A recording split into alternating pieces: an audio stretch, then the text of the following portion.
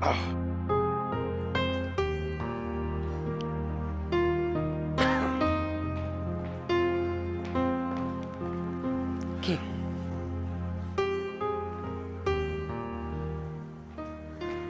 मस्त झालं जेवण. तुझी आवडती भेंड्याची भाजी होती ना? मग काय?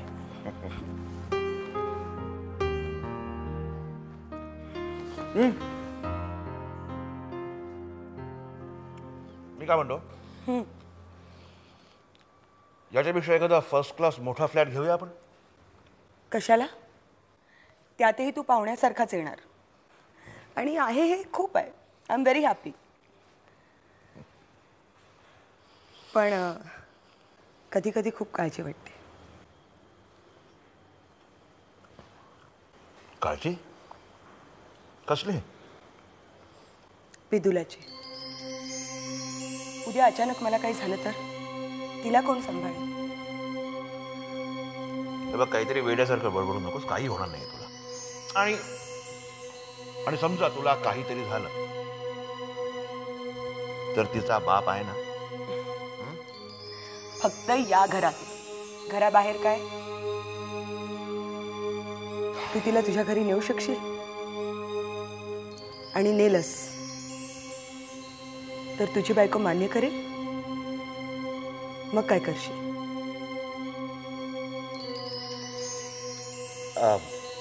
हे बघ वैजू, शालिनी खूप समजूतदार आहे.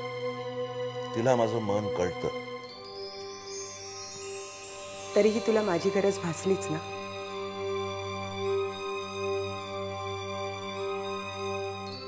तिला तुझं मन कळतं तरीही.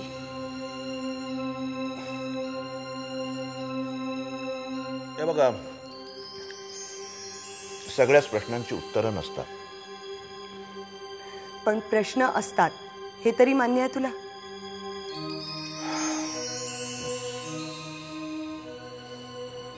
मग शालिनीला जो मान आहे तो मला का नाही?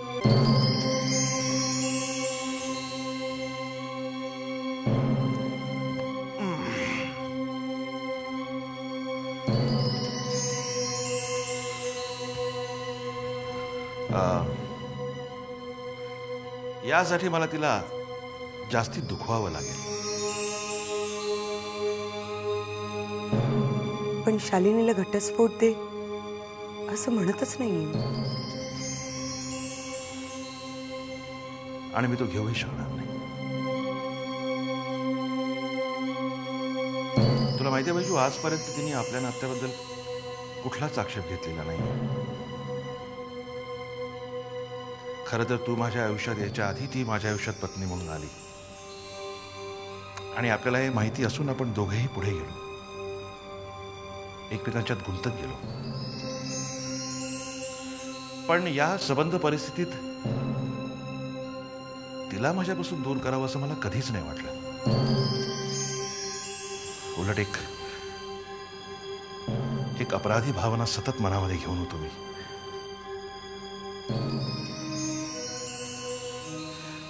मला तर वाटतं की आपण दोघांनी खूप दुःख दिलंय तिला. घटस्फोट आउट ऑफ द क्वेश्चन. नाही, कधीच नाही. तिच्याविषयीच बोलत राहणार आहेस?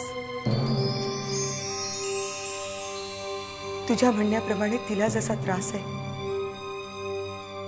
तसा त्रास मलाही आहे पद्माकर.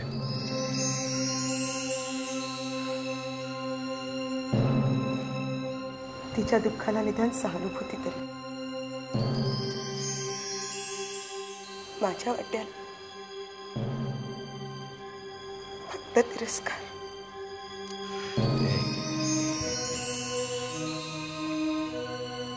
वैजू, अगं हा गुंता कधीच सुटणार नाही हे आज लक्षात आलं तुझ्या? संबंध जगाकडे नजर फिरवायची उर्मी माझ्या इतकीच तुझ्याही होती ना. आणि म्हणूनच तर आपण एवढे पुढे गेलो. मग आज अचानक की माझ्यावरचा विश्वास उडालाय तुझा? ए, ए, ए. बैजू. हे बघ, आपल्या या नात्याला कुठलंच नाव नाही, कुठल्याच चौकटीत न बसणार आहे नातं. याच्या चोरटेपणातच याचं उघडेपण दडलेलं आहे. फक्त एक धागा आहे, परस्पर विश्वास. आणि माझ्याकडून तो कधीच तुटणार नाही, हे एवढंच सांगू शकतो मी तुला.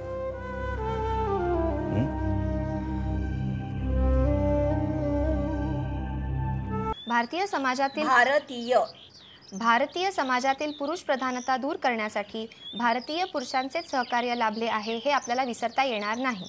राजाराम मोहन रॉय यांनी सतीबंदीसाठी केलेले प्रयत्न, पंडित विद्यासागर यांनी बालविवाहाला केलेला विरोध आणि महर्षी कर्व्यांची पुनर्विवाहाची चळवळ, तसेच महात्मा फुलेंनी केलेल्या केशवपना विरुद्धच्या चळवळी, यातून भारतीय पुरुष हा स्त्री पुरुष समानतेच्या बाजूने गेल्या शतकात उभा राहिलेला दिसतो. महाराष्ट्राचे यातील योगदान नामदार गोखले आणि आगरकरांच्या बरोबरीने डॉक्टर आंबेडकरांपर्यंत तुला हे पुढे नेता येईल. आणि यात मुख्यतः महात्मा गांधींचे विचारही त्यात तू घाल. हाय मुक्ता, तू म्हणाली होतीस ना घरी अभ्यासाला ये, म्हणून मुद्दामून आलो. तू काही वेगळं करतेस का? नाही रे, आत्याबरोबर फक्त भाषणाचे मुद्देच लिहित होते. मग चालेल, मी नंतर येतो. नाही नको, आपण बसू. आत्या आम्ही आत बसू. हो चालेल. बरं, त्याआधी काही चहा कॉफी? नाही नको, कशाला उगाच. अरे घे रे, आत्या खूप छान जायफळ घालून कॉफी करते. आत्या आणते.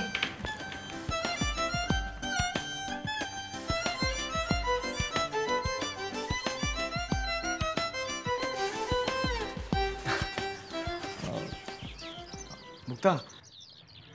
काय रे? म्हणजे मला तुला काही विचारायचं होतं. अरे मग विचार ना, नाहीतरी तुला कधीपासून विचारायचंच होतं. विचार. म्हणजे ॲक्च्युली मी थोडासा नाराज आहे तुझ्यावर. का? का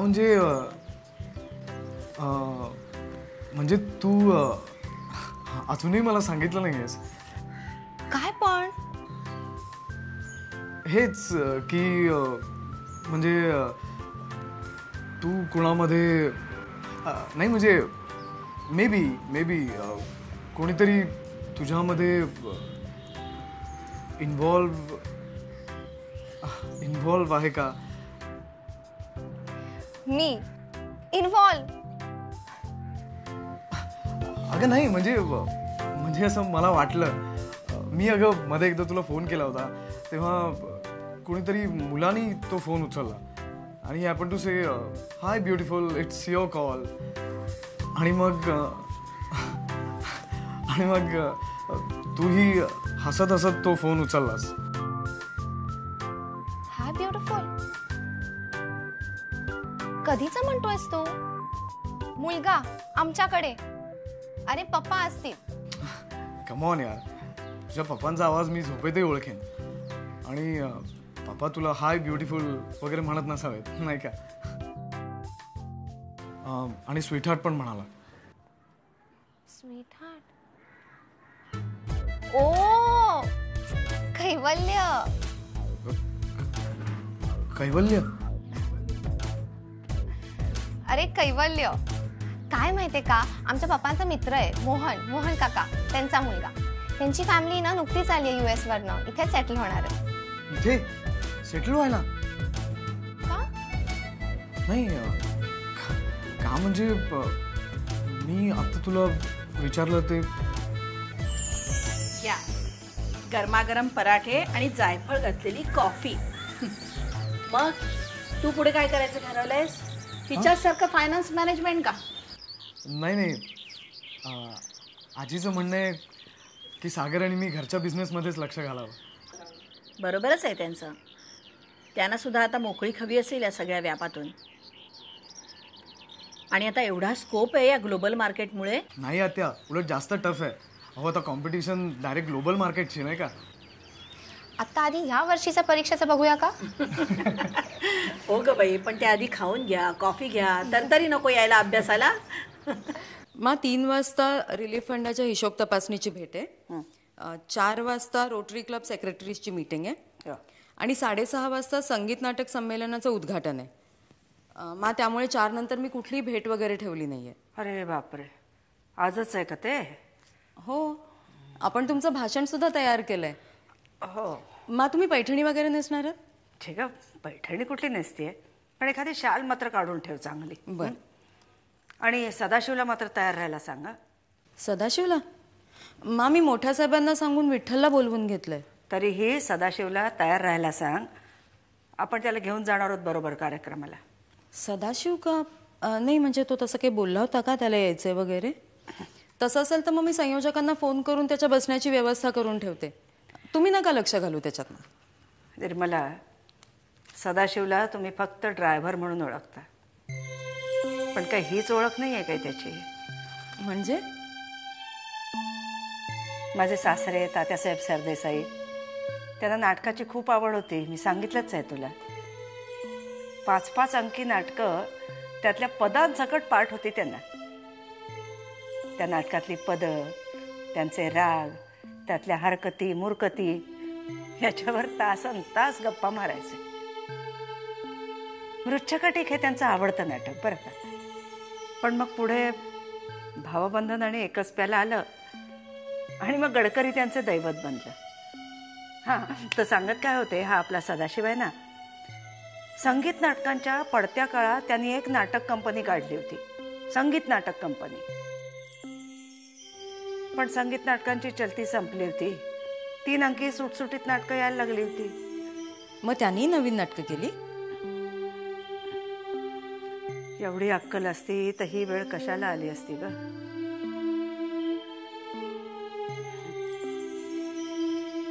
संगीत नाटकाचा शौकीन ना, पार अगदी गळ्यापर्यंत बुडला होता कर्जामध्ये. आत्महत्या करायचीच पाळी होती. पण यांनी त्याला घरी बोलवलं, समोर बसवला आणि सगळा धंदा आधी बंद करायला लावला. ड्रायव्हिंग शिकवलं आणि स्वतःच्याच घरात ड्रायव्हर म्हणून ठेवून घेतलं. मला आठवतंय, छोटी छोटी कामं सुद्धा करायचा ग नाटकात. म्हणून म्हटलं घेऊन जाऊया त्याला बरोबर, तेवढंच त्याला बरं वाटेल नाही का. मा, तुम्ही आणि तात्यासाहेब म्हणजे खरंच कमालीची माणसं आहात. दुसऱ्याच्या मनातला कोपरा सुद्धा तुमच्या नजरेतनं कधी सुटला नाही. खरंच महान आहात तुम्ही मा. बस, मानपत्राचं वाचन आता पुरे. मा, मी सदाशिवला तयार राहायला सांगते. हा. येते मी.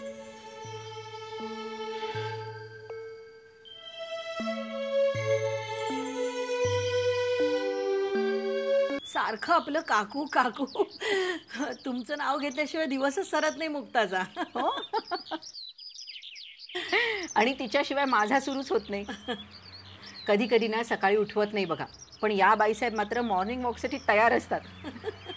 कधी कधी वाटतं की सागरच्या पाठीवर हीच माझ्या पोटी जन्माला आली. काही झालं ना तरी पहिलं तुम्हाला सांगायचं असतं तिला. हां, सारखं आपलं शालिनी काकू शालिनी काकू, अगदी असूया वाटेल इतकं चाललेलं असतं. खरं सांगू, मला पण मुलगीच हवी होती. देवानी पोटी नाही पण मुक्ताच्या रूपाने ओटीत मात्र घातली. होय, आणि तुमच्या रूपानं आई मिळाली तिला. 4वी-5वीतच असेल पोर. अचानक वहिनी गेली, अगदी तडकाफडकी. ही एकुलती एक अशी लाडाची, सतत आईच्या पदराला धरून असायची. आम्हाला सगळ्यांना प्रश्नच पडला होता, काय सांगणार हिला, कसं समजवणार. आम्ही मोठी माणसंच त्या धक्क्यातून सावरलं नव्हतो. या लहानशा पोरीने नुसतं सहज जरी आई म्हटलं ना तरी काळजाचं पाणी व्हायचं आमच्या. ती जितक्या आईच्या जवळ होती ना तितक्याच आता तुमच्या आणि तिच्या पप्पांच्या जवळ. कधी कधी उदास झाली की सांगत बसते, म्हणते की काकू पप्पांनी इतक्या ठामपणे सांगितलं होतं ना की आई आता कधीच परत येणार नाही, की तिच्या आठवणीने मन उदास झालं तरी डोळ्यातून पाणी येत नाही. बाई ग, त्या दिवसाची आठवण सुद्धा नकोशी वाटते. आई विना पोर चिमणीच्या घरट्यातून पडलेल्या पिलासारखी वाटत.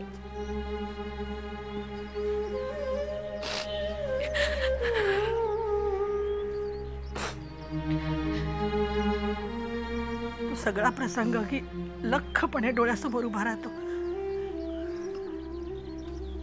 मला निरोप मिळाला आणि तडक निघाले मी. रस्त्यावर येताना सगळ्या कुलदेवतांना साकडं घालत होते. हा सगळा चमत्कार ठरावा, सगळं स्वप्न वाटावं, खोट.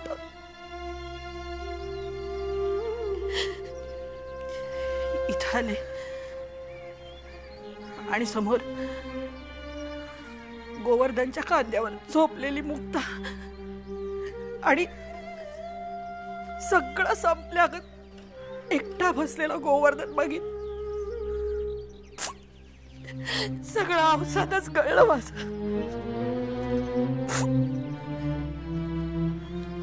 ताई, अहो परमेश्वराचे आभार माना, त्यांनी मुक्ताच्या चेहऱ्यावरचं हसू कायम ठेवलंय. हो ना, तरी सुद्धा असंच मध्ये कधीतरी. बघा ना, आज आलात गप्पा मारायला आणि मीच रडवलं तुम्हाला. माझ्या डोळ्यांना याची सवयच आहे. कधी कधी वाटतं की माझ्या आजूबाजूला काही कमी माणसं आहेत का? त्यांना सुद्धा किती त्रास आहे, दुःख आहेत, काळज्या आहेत. पण कुणाच्या डोळ्याला अश्रूंच्या धारा नाही लागलेल्या. मी मात्र भळभळत्या जखमेसारखी सतत. कशाबद्दल बोलताय तुम्ही?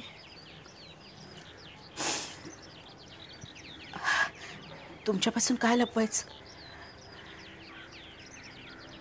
सागरबद्दल?